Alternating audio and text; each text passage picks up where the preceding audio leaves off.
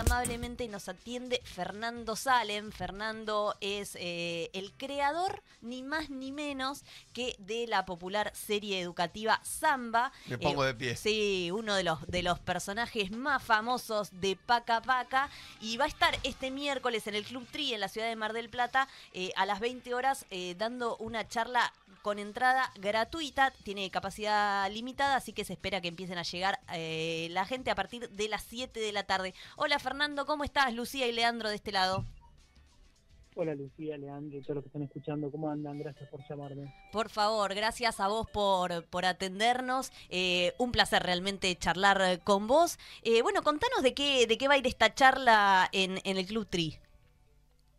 Este ciclo del Club Tri está buenísimo porque los miércoles hacen esto de estudio y ocio y me invitaron a contar un poco cómo fue el proceso creativo, que obviamente es de un montón de gente, digamos, yo a mí me tocó dirigir y escribir, pero un poco cómo fue todo el proceso de pensar una serie desde el nada, desde una productora como era en ese momento El Perro en la Luna, que no tenía antecedentes en animación, y tratar de pensar una serie con un personaje que no tiene superpoderes y que es un niño inspirado en tantos chicos y chicas de la Argentina, y que recorre algo que en principio a mí me parecía muy poco difícil de hacer dibujito, que era la Revolución de Mayo. Y la verdad es que, bueno, ahora con el diario del lunes, digamos, está buenísimo ver la repercusión y la recepción que eso tuvo, no solo en los chicos y en las chicas en quienes pensábamos, sino también en las seños, los profes, los papás, las mamás.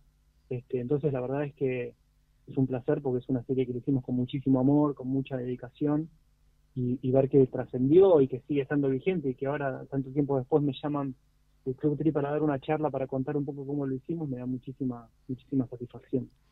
Realmente es impresionante la repercusión que ha tenido Samba y cómo ha quedado instalado ya como uno de los personajes del inconsciente colectivo argentino. ¿Cuál fue el germen? ¿Cuál fue esa primera sensación para crear a Samba? Yo estaba trabajando en la productora El Perro en la Luna, estaba empezando a dirigir después de haberme recibido como director de cine, y Sebastián Miñona, el director general de la productora y de la serie, me sugiere hacer un dibujo animado. Yo venía con un poquito de experiencia, pero la verdad es que la productora, como te contaba, no tenía experiencia en eso, y era como bastante inconsciente mandarse a hacer 4 capítulos sobre la Revolución de Mayo para contar a los chicos en este formato que no manejábamos. Al principio habíamos pensado en hacerlo en ficción, pero tampoco. Y la verdad es que fue como muy valiente Sebastián en empujarme un poco a tratar de resolver este problema, y fui al Cabildo, me acuerdo, lleno de preocupación y tratando de pensar cómo podía hacer para que Cornelio Saavedra, Paso, Moreno, Belgrano fuesen más interesantes. Me acuerdo en ese momento que pensaba como, ¿por qué los chicos y las chicas se acuerdan de generaciones de Pokémon en japonés? Claro. Y por qué se acordarían de esto, ¿no? Que en principio no parece tan atractivo, y cómo podemos hacer como para que se sientan identificados.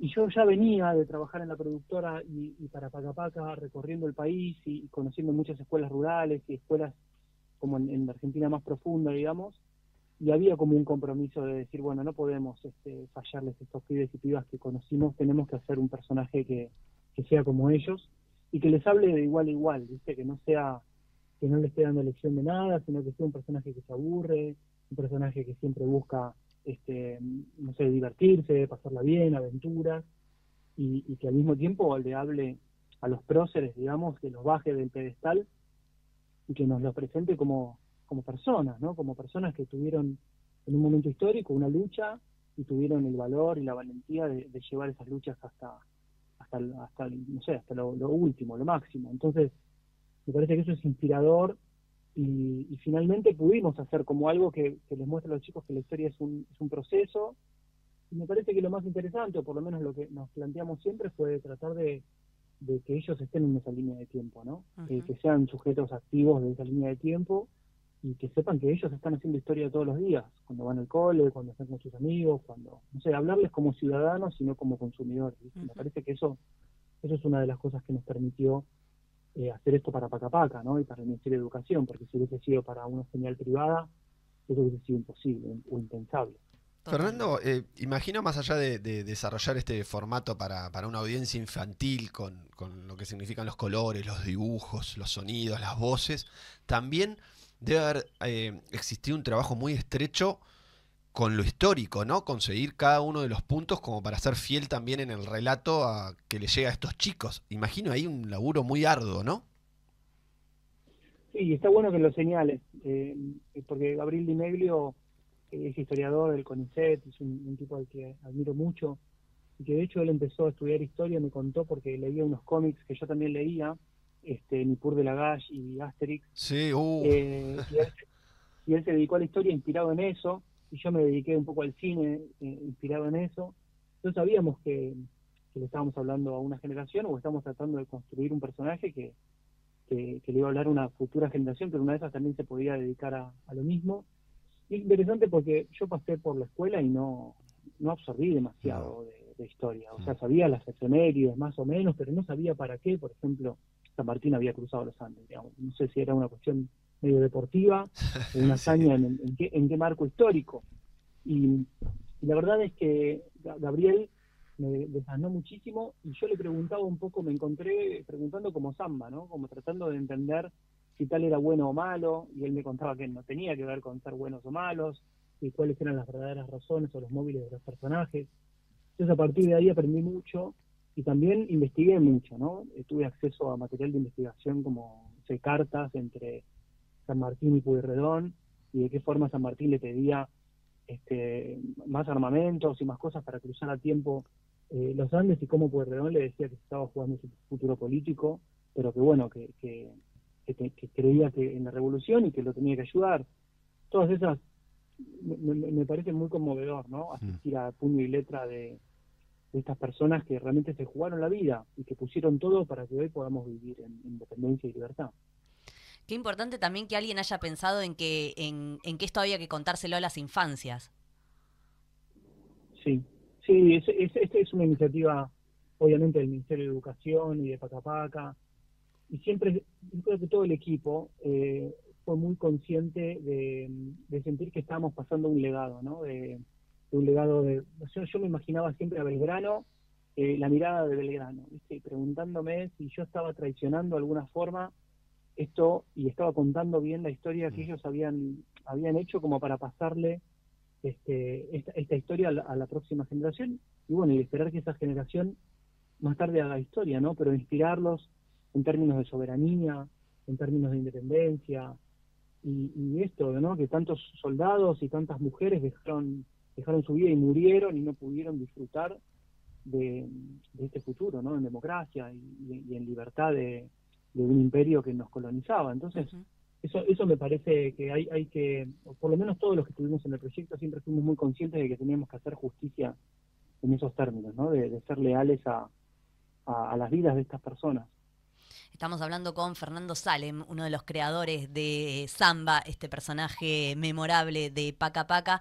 Fernando, ¿qué les pasó cuando vieron la repercusión que empezó a tener? ¿Cómo empezó a llegar a los chicos, a los padres que consumieron, que vieron este programa? ¿Qué les pasó a ustedes como equipo de trabajo? Una sorpresa.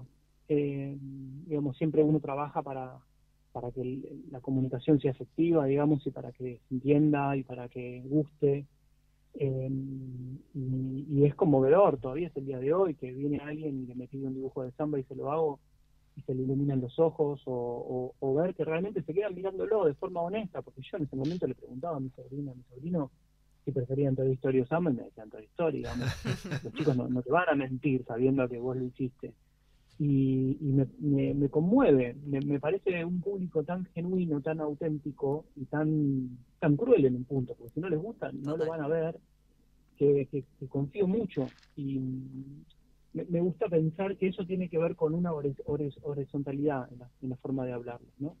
En que si vos le hablas a un chico como si fuese un tonto y lo subestimás, bueno, o puede pensar que es un tonto, que es peligrosísimo, o puede pensar que vos sos un tonto porque hablas así. Y me parece que Samba en ese sentido les habla de igual a igual, y el personaje siempre está aprendiendo, digamos, nunca está enseñando. El personaje no se da vuelta, ¿viste? Y les habla como ¿vieron, chicos? Ahora aprendimos que tal cosa.